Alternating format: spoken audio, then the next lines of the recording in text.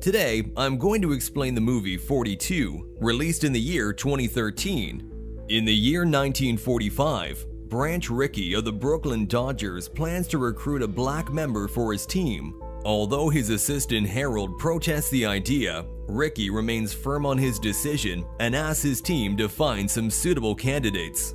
In their next meeting, as they evaluate different players, sports writer Wendell Smith suggests the Kansas City Monarchs player Jackie Robinson, who played for UCLA and also served in the Army, but was court-martialed due to his temper.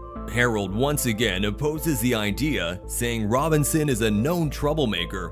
But Rickey appreciates his courage to not stay silent when facing discrimination based on his ethnicity. So Rickey decides to send his representatives to summon Robinson for a meeting.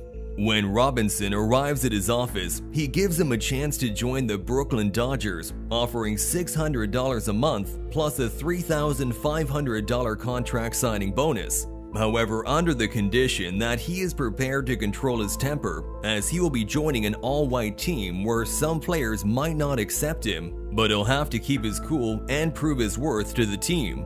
Shocked and overwhelmed by the chance to play in the major leagues, Robinson agrees to his conditions and signs the contract. After the meeting, Robinson calls his girlfriend Rachel to propose, and the couple immediately gets married. On Rickey's instructions, the couple flies to Florida, but on a layover in New Orleans, Rachel gets upset seeing a whites-only sign on the bathroom door. However, she refuses to abide by it and uses the restroom anyway. This offends the racist officer, who cancels their flight reservation in retaliation. With no other options, the couple needs to take a bus for the rest of the journey.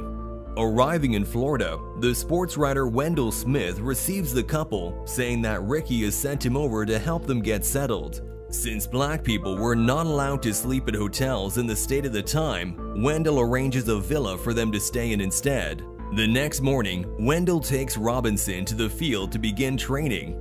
On the way, he advises Robinson to practice handling reporters because, as the first black person to join the MLB, he will be highly scrutinized. When they arrive, they are surrounded by reporters who bombard Robinson with questions about his opinion on different topics. But he handles himself very diplomatically, saying he is only there to play and doesn't care about anything else. Rickey first assigns Robinson to play on the Brooklyn Dodgers affiliate team, the Montreal Royals, and introduces him to their manager, Clay Hoppers. As the two watch the young Robinson play, Rickey is excited by his potential, while Hoppers is not happy to have him on the team. Noticing his arrogant attitude, Rickey warns him to treat Robinson equally or he might lose his job. After the initial training sessions, Wendell takes Robinson to Sanford, where Mr. Brock has arranged a temporary residence for him. Robinson then begins his career representing the Montreal Royals against the Brooklyn Dodgers during a practice match. The game proves to be a historic moment as the debut of the first black person to join a team in the MLB. But Robinson receives a mixed reaction. While people of color see him as an inspiration and a beacon of hope for the future, the white people immediately harass and throw racist insults at him. That night, Brock and Wendell are approached by an old white man who warns them to take Robinson somewhere else because many white people are planning to swarm the house he is staying at, as they can't stand the idea of a black person living in Sanford and playing with the whites. Wendell calls Rickey to inform him of the situation and is told to take Robinson back to Daytona Beach instead, but asks him not to tell him the reason for the change so it doesn't interfere with his game. Wendell does drive Robinson to Daytona Beach, but becomes afraid seeing some white people and in frustration reveals everything to the player. Robinson continues to give his best in every game despite continuously dealing with hateful comments and discrimination, even by league officials. During one game, a security officer refuses to let him play, and despite Rickey's protests, he is forced to leave the field. Seeing his brilliant performance during the practice matches, Rickey officially welcomes Robinson to the Montreal Royals and tells him he will be joining the lineup for the upcoming season. Overwhelmed, Robinson thanks him for giving him the opportunity, but asks the reason behind his kindness. Ricky tells him that he does not care about his ethnicity as long as he proves his worth, because he is planning to build a team that can win the World Series. As Robinson leaves for Jersey City for the opening game of the season, he is greeted at the station by many young black boys who consider him a role model and plan to follow in his footsteps one day.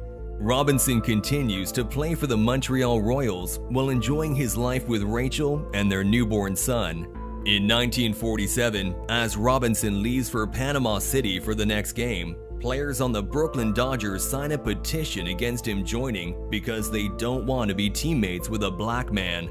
Meanwhile, the Brooklyn Dodgers manager, Leo Durocher, meets with him and suggests he train as the first baseman.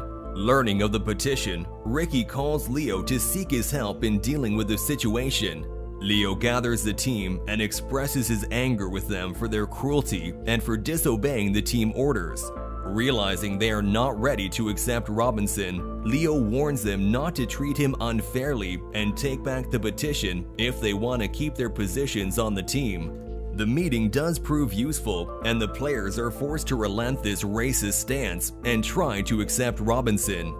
Things seem to settle down for Ricky for a while, until Leo is suspended after the news of his extramarital affair leaks to the media. Although Ricky protests the decision, saying he will lose his right-hand baseball commissioner, but Happy Chandler refuses to reverse the decision. This further complicates things as the Dodgers can't find a new manager for the team on such short notice. After a while, Ricky invites Robinson into his office to officially announce his transfer to the Dodgers.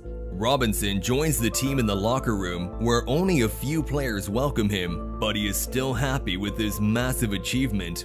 He finally receives his jersey with the number 42 and enters the stadium to a roaring round of applause from fellow African Americans. Meanwhile, Ricky continues his search for a new manager and hires Bert Shotton before the next game. In 1947, as the Brooklyn Dodgers play a game against the Philadelphia Phillies, their manager, Ben Chapman, starts throwing racist comments at Robinson to try and distract him from the game. Frustrated with the abuse, Robinson barely manages to keep it together and rushes to the locker room to release his anger in private. The hopelessness and injustice get to Robinson and he starts to cry, but Ricky shows up to encourage him to go back on the field and prove his capabilities to the world. Motivated by his words, Robinson rejoins the game, where he sees his teammate, Eddie Stanky, arguing with Chapman over his racist treatment of him.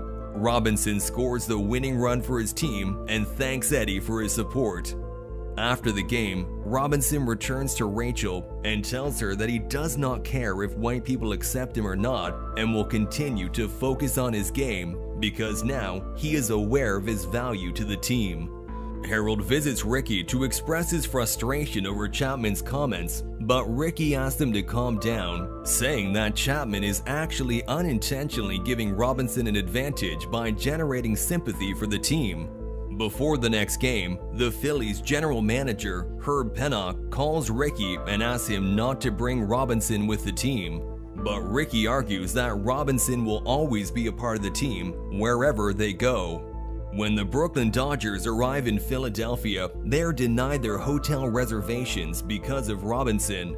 The situation offends his teammates, who start fighting with him, thinking they will have to spend the night on the bus, but Harold settles things down. As the Phillies receive a lot of negative feedback from Chapman's behavior toward Robinson during the previous game, the manager scolds him for his careless attitude that is making their team look like a bunch of racists, before forcing him to patch things up with Robinson to save the team's reputation. Harold takes this message to Robinson, telling him Chapman wants to have a photo with him. Robinson does not believe he has really changed, but Harold and Wendell still convince him to go ahead with it. On his suggestion, Chapman greets him in front of the media and wishes him all the best before taking a photo, which is later splashed across all the front pages. The Dodgers' next game is against the Pittsburgh Pirates, during which Robinson gets a serious blow to the face from their pitcher, sparking a fight between the teams. The situation upsets Rachel, who believes this abuse is never going to stop, but Robinson cheers her up, saying he has gotten used to it by now. One day, Dodgers player Pee Wee Reese receives a threatening letter from a fan and complains about it to Ricky. But Ricky says it's just one letter, while Robinson gets thousands of them where people even threaten to attack his family. This makes Reese understand the amount of pressure Robinson faces every day. So, in their next game in Cincinnati, when the crowd starts harassing Robinson, Reese stands up for him and wraps his arm around his shoulder to show solidarity, which silences the audience. As the game concludes and the team rests in the locker room, another teammate, Ralph Branca, also settles things with Robinson. In their game against the St. Louis Cardinals, a player intentionally injures Robinson with his cleats. His teammates are angry and intend to take revenge, but Robinson urges them to calm down and just focus on the game. Later, as his injury is being treated, Ricky visits him to reveal he just saw a little white boy trying to copy his style and tells him he has won a small victory over racism today. Robinson once again asks the reason behind his kind behavior, and Ricky reveals they once had a black catcher on their team who faced constant abuse as well. Ricky confesses he always regretted not standing up for him when he had the chance and does not want to make the same mistake with Robinson. Continuing his winning performance, Robinson begins to be fully accepted by his teammates and the audience. The Dodgers once again go up against the Pittsburgh Pirates, but this time, Robinson hits a home run from his previous assailant Fritz, winning the National League for his team and qualifying for the World Series. The epilogue tells us about different milestones achieved by Robinson throughout his illustrious career. Ricky and Pee Wee Reese were elected to the National Hall of Fame in the following years. Wendell, who was once forbidden to sit in the press box with white reporters, became the first African-American sports writer to become a member of the Baseball Writers Association of America in 1948, while Chapman got fired from his position as manager. Jackie Robinson himself was nominated for the Major League Rookie Award and is also included in the Baseball Hall of Fame. That was all from the video. Subscribe for more content like this and leave a like to help the channel out. Also, leave a comment if you want us to recap your favorite movie. Take care